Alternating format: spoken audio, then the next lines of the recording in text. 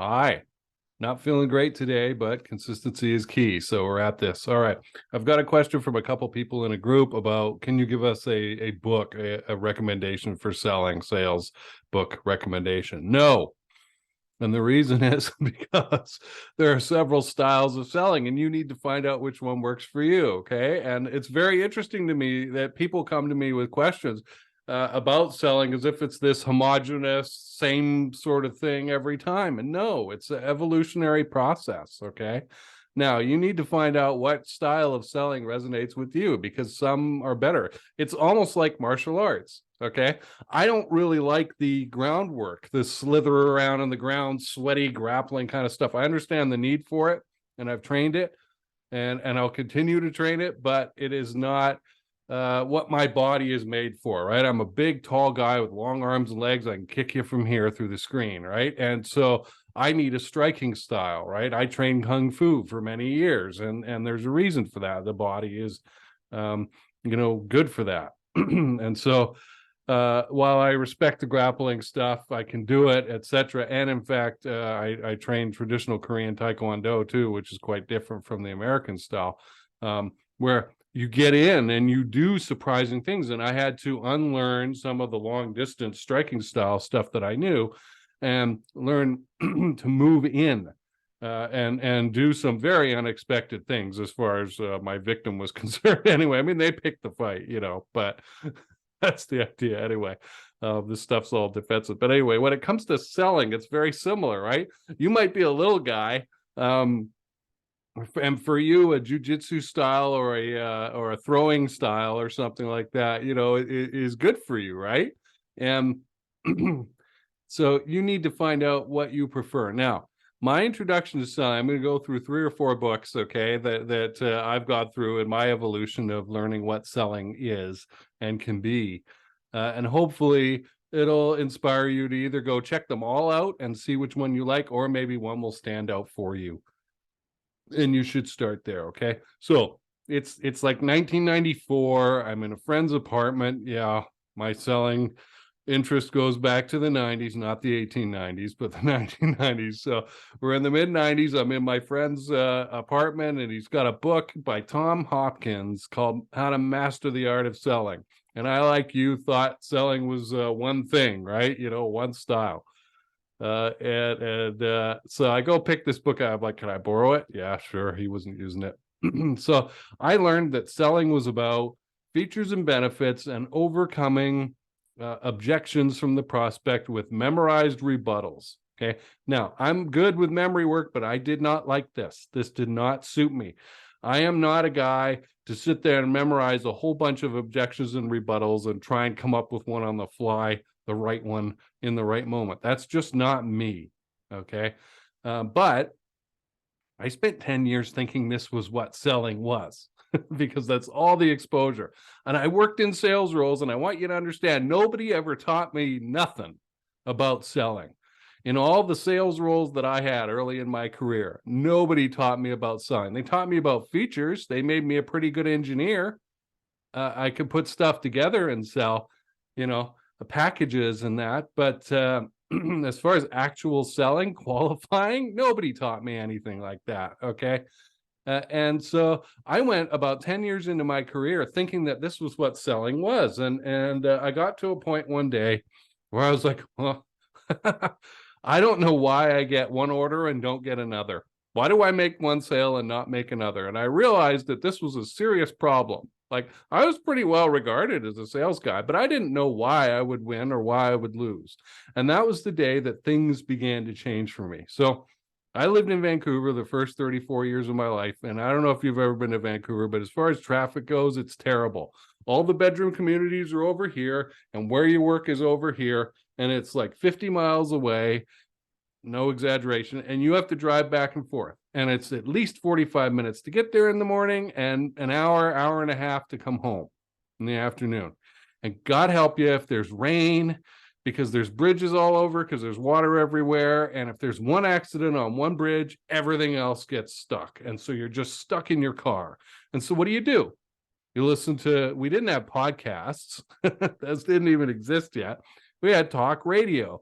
And so I'd listen to AM sports radio. And I got to tell you, if you're a Vancouver person, you know about the Vancouver Canucks. So the town lives and dies on its hockey team. And so that's what I would listen to driving home. And there was a guy who advertised something called Sandler Selling, consultative selling, on that AM talk radio sports station. And every day I'd hear this. If you're deadly interested, or you're deadly interested in deadly serious, excuse me, about being a great salesperson, we got to talk, right?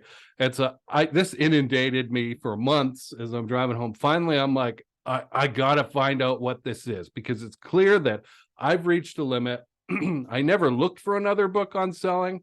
Amazon was around, but it wasn't really a big thing yet.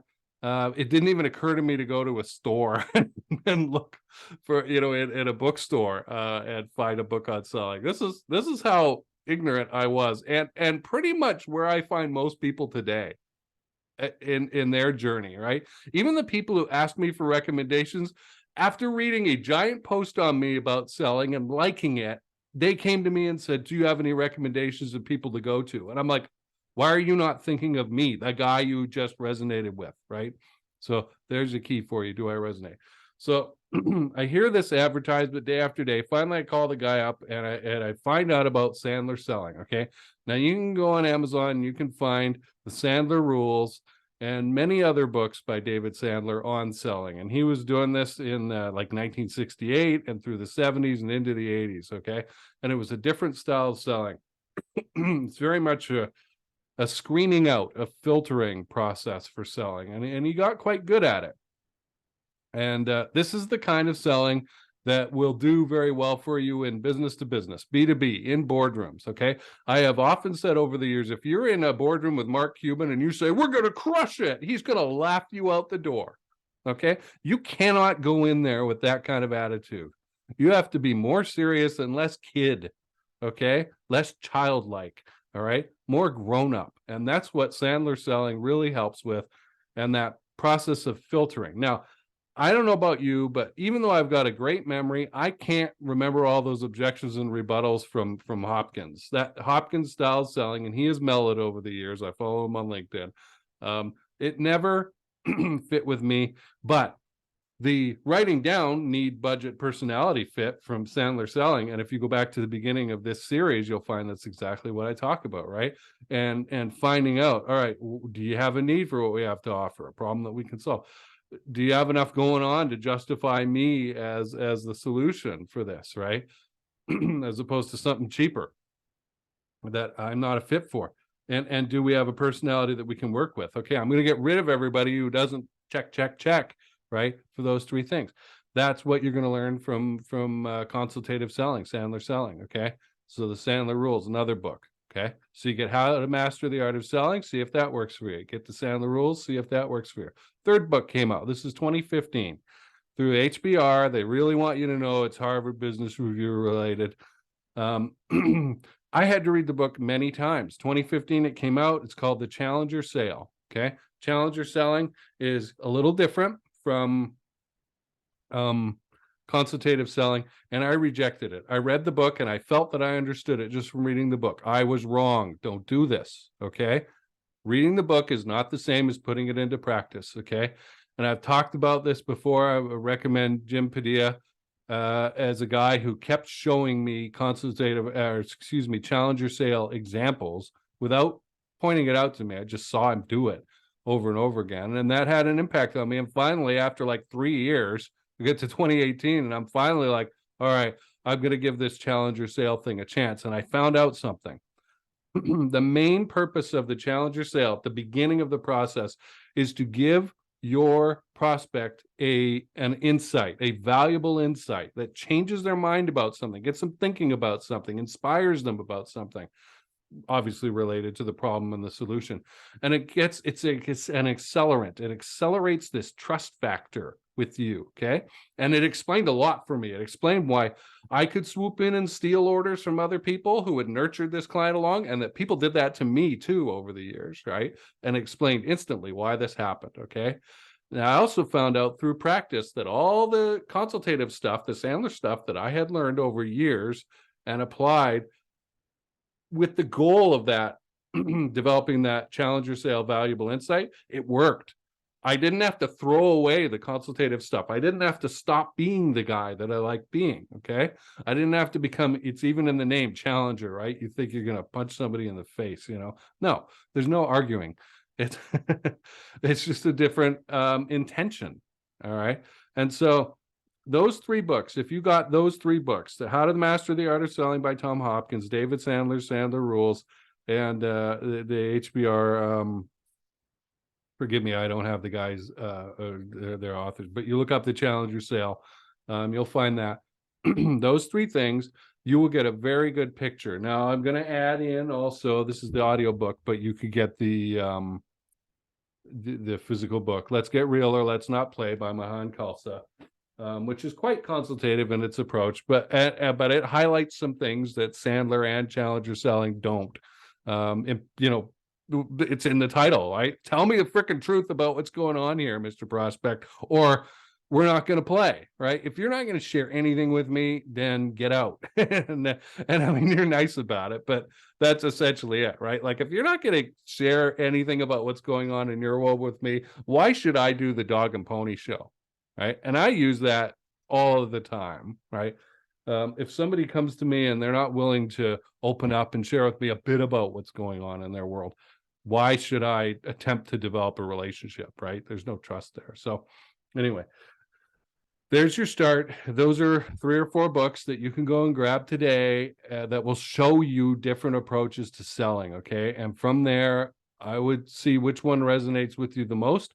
Newer doesn't necessarily mean better. The fact is, heard it from me, folks, anything will work. Any approach will work. If you apply it consistently, learn it, apply it, keep training, right? I've said before, I review my own stuff. I review my Sales on Fire stuff every year because I forget some of this stuff, right? New stuff comes in, shoves the old stuff out, or I haven't used that technique in like 3 years. So, you know, oh yeah, that, you know, that exists, right? It's an ongoing thing. But it doesn't mean that Hopkins is bad. Okay. It just wasn't for me. All right.